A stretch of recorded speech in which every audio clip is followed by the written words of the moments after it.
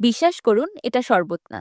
এ যেন একদম জাদুর টনিক। এই কাস্টার্ড শরবত বানানোর পর তো আমার বাসায় কাড়াকাড়ি লেগে গিয়েছিল। কাউকে বিশ্বাসই করাতে পারলাম না এই স্বাদের শরবতটি বাঙ্গি দিয়ে তৈরি। আসসালামু আলাইকুম everyone, I am chef Ishika. Welcome back to আইফুড channel.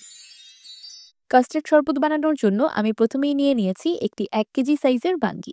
আমি বাঙ্গিটাকে ঠিক মাঝ বরাবর কেটে নিয়েছি। প্রথমেই একটি চামচের সাহায্যে বাঙ্গির মাঝখানের বীজগুলোকে তুলে ফেলে দিব। বীজগুলো পরিষ্কার করা হয়ে গিয়েছে। এবার ঠিক একইভাবে চামচের সাহায্যে বাঙ্গির পাল্পগুলোকেও তুলে আলাদা করে একটি বাটিতে রাখবো। আমি এই বাঙ্গির খোলসটাকে পরবর্তীতে বাটি হিসাবে ব্যবহার করব শরবতটাকে সার্ভ করার জন্য। তাই আমি এভাবে পাল্পটাকে আলাদা করেছি। আপনারা ইচ্ছে করলে সম্পূর্ণ বাঙ্গিটাকে কেটে তারপর পাল্পটাকে আলাদা করতে পারবেন, কোনো অসুবিধা নেই। এবার আমি একটি বাঙ্গির টুকরো ছোট ছোট করে কেটে নিব। এই ছোট ছোট টুকরোগুলো আমি পরবর্তীতে শরবতে ব্যবহার করব। বাকি বাঙ্গির টুকরোগুলোকে আমি একটি ব্লেন্ডার জারে দিয়ে দিলাম। এবার এগুলোকে ব্লেন্ড করে একটা স্মুথ পেস্ট তৈরি করে নিব। বাঙ্গি অনেকেরই অপছন্দের একটি ফল, কিন্তু আমি গ্যারান্টি দিয়ে বলতে পারবো এই শরবতটা যেই একবার খাবে এটার প্রেমে পড়ে যাবে। এবার একটি বাটিতে দিয়ে দিলাম 1 টেবিল চামচ চিয়া সিড। অল্প একটু পানি দিয়ে চিয়া সিডগুলোকে 10 মিনিটের মতো ভিজিয়ে রাখবো ফুলে যাওয়া পর্যন্ত। আপনারা ইচ্ছে করলে এখানে চিয়া সিডসের পরিবর্তে তোকমা দানা বা বেজিল সিডসও ব্যবহার করতে পারবেন। আবার ইচ্ছে করলে দুটোকেই টোটালি স্কিপও করতে পারবেন। এবার একটি প্যানে দিয়ে দিলাম 4 কাপ বা পরিমাণ মতো পানি। এবার তুড়ি মেরে পানিতে একটি বলক তুলে নিব। পানিতে বলক চলে এসেছে, এখন ফুটন্ত গরম পানিতে দিয়ে দিলাম 1/3 কাপ সাবুদানা। এখন চুলার মিডিয়াম টু হাই হিটে সাবুদানাগুলোকে সিদ্ধ করে নিব একদম ট্রান্সপ্যারেন্ট হয়ে আসা পর্যন্ত। সাবুদানাগুলো খুব ভালোভাবে সিদ্ধ হয়ে একদম ট্রান্সপ্যারেন্ট হয়ে গিয়েছে। এখন এই সাবুদানাগুলোকে গরম পানি থেকে স্ট্রেইন করে নিব। এবার একটি বাটিতে দিয়ে দিলাম 2 কাপ বা পরিমাণ মতো পানি। এবার সিদ্ধ করে রাখা সাবুদানাগুলোকে এই পানিতে ভিজিয়ে রাখবো ব্যবহারের আগ পর্যন্ত।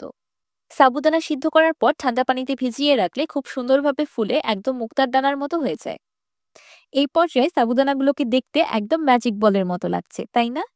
আচ্ছা, আপনারা কে কে ম্যাজিক বল চিনেন আমাকে অবশ্যই কমেন্ট করে জানাবেন।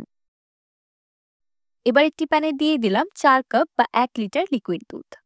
এবার চুলার মিডিয়াম টু হাই হিটে নেড়েচেড়ে দুধে একটি বলক তুলে নিব।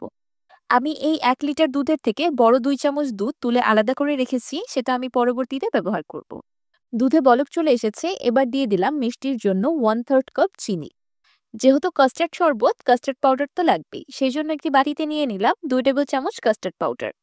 আমি 1 লিটার দুধ থেকে বড় 2 চামচ দুধ আলাদা করে রেখেছিলাম। সেই দুধটা দিয়েই কাস্টার্ড পাউডারটাকে গুলিয়ে নিচ্ছি। কাস্টার্ড পাউডার অবশ্যই রুম তাপমাত্রায় থাকা দুধ দিয়ে গুলিয়ে নিতে হয়। গরম দুধ কখনোই কাস্টার্ড পাউডারে ঢালবেন না, তাহলে দলা পাকিয়ে যেতে পারে। কাস্টার্ড পাউডারটা দুধের সাথে খুব ভালোভাবে মিশে গিয়েছে। এবার কাস্টার্ড পাউডারের মিশ্রণটাকে গরম গরম দুধে অ্যাড করে দিলাম। মিশ্রণটাকে অ্যাড করার সাথে সাথেই নেড়ে দিতে হবে, না হলে তলানিতে বসে যেতে পারে। কাস্টার্ড পাউডার অ্যাড করার সাথে সাথেই দুধটা অনেকটাই ঘন হয়ে আসবে। এটাকে এর থেকে বেশি আর জাল করে ঘন করার প্রয়োজন নেই, কারণ এটা নামানোর পর আরেকটু ঘন হয়ে যাবে। যদি চুলাতেই দুধটাকে বেশি ঘন করে ফেলেন তাহলে পরবর্তীতে শরবতের কনসিস্টেন্সিটা বেশি ঘন হয়ে যাবে। আমি গরম গরম দুধটাকে একটি বাটিতে ট্রান্সফার করে নিলাম। এবার একটি স্প্যাচুলার সাহায্যে নেড়েচেড়ে দুধটাকে ঠান্ডা করে নিব। চেষ্টা করবেন দুধটাকে নেড়েচেড়ে ঠান্ডা করে নেওয়ার, যেন উপরে সর না পড়ে। আমি নেড়েচেড়ে দুধটাকে সম্পূর্ণ ঠান্ডা করে নিয়েছি। এবার দুধে দিয়ে দিলাম আগে থেকে ব্লেন্ড করে রাখা বাঙ্গির পেস্ট। বাঙ্গির সাথে ভ্যানিলা ফ্লেভারের কাস্টার্ড পাউডারের কম্বিনেশনটা খেতে অসাধারণ লাগে। এই কম্বিনেশনটা যদি আপনারা আগে কখনো ট্রাই না করে থাকেন তাহলে অবশ্যই একবার খেয়ে দেখবেন, তাহলেই বুঝতে পারবেন কতটা বেশি মজা লাগে। এবার আমি এই শরবতের বাটিটাকে নর্মাল ফ্রিজে রেখে দিব একদম ঠান্ডা হয়ে আসা পর্যন্ত। যেহেতু সামার ড্রিঙ্ক, ঠান্ডা ঠান্ডা খেতেই বেশি ভালো লাগবে। তারপরও যদি আপনারা ঠান্ডা খেতে না চান তাহলে এই পর্যায়ে শরবতটাকে বানিয়ে নিতে পারেন। এখন ঠান্ডা ঠান্ডা শরবতটাকে রেডি করার পালা। শরবতে দিয়ে দিচ্ছি আগে থেকে তৈরি করে রাখা সাবুদানা। প্রচন্ড গরমে এই ধরনের শরবতগুলো খেলে মন প্রাণ কলিজা একদম ঠান্ডা হয়ে যায়। শুধু তাই নয়, সাবুদানা দিয়ে তৈরি এই শরবতগুলো খেলে কিন্তু অনেক সময় পর্যন্ত পেটও ভরা থাকে। সেই সাথে দিয়ে দিলাম আগে থেকে ভিজিয়ে রাখা চিয়া সিড। একদম লাস্টে দিয়ে দিলাম ছোট ছোট করে কেটে রাখা বাঙ্গির টুকরো। তো তৈরি হয়ে গেল বাঙ্গি দিয়ে কাস্টার্ড শরবত। আপনারা এই শরবতটা একদিন বানিয়ে নর্মাল ফ্রিজে সংরক্ষণ করে খেতে পারবেন 7 দিনের মতো। যখন খুশি তখন ফ্রিজ থেকে ঠান্ডা ঠান্ডা শরবত বের করেই উপভোগ করতে পারবেন। আপনি যদি এই শরবতটা কাউকে বানিয়ে খাওয়ান, সে বিশ্বাসই করবে না যে এটা বাঙ্গি দিয়ে তৈরি। সবার ঘরে ঘরে থাকা সামান্য কিছু উপকরণ দিয়ে যে এত মজাদার একটা শরবত বানানো যায়, এটা অনেকেরই অজানা। কিন্তু আপনারা যেহেতু ইশিকাস আইফুড চ্যানেলের ভিউয়ার্স, তাই আপনাদের থেকে কিছুই অজানা থাকবে না। এখন থেকে এমন একটা আকর্ষণীয় শরবত আপনিও বাসায় বানিয়ে সবার মন জয় করে নিতে পারবেন। এবার আমি শরবতগুলোকে গ্লাসে আর বাঙ্গির খোলসের বাটিতে সার্ভ করে নিচ্ছি। এই প্রচন্ড গরমে হিটস্ট্রোক থেকে বাঁচার জন্য কিন্তু এই ধরনের শরবতগুলো খুব বেশি উপকারী। শরীর ও পেট দীর্ঘ সময় পর্যন্ত ঠান্ডা রাখবে। উপর থেকে আরো কিছু বাঙ্গির টুকরো আর পিস্তা বাদাম দিয়ে ডেকোরেশন করে নিলাম। শরবতটার এক সিপ নেওয়ার পর আপনি স্বাদের এক অন্য ভুবনে হারিয়ে যাবেন।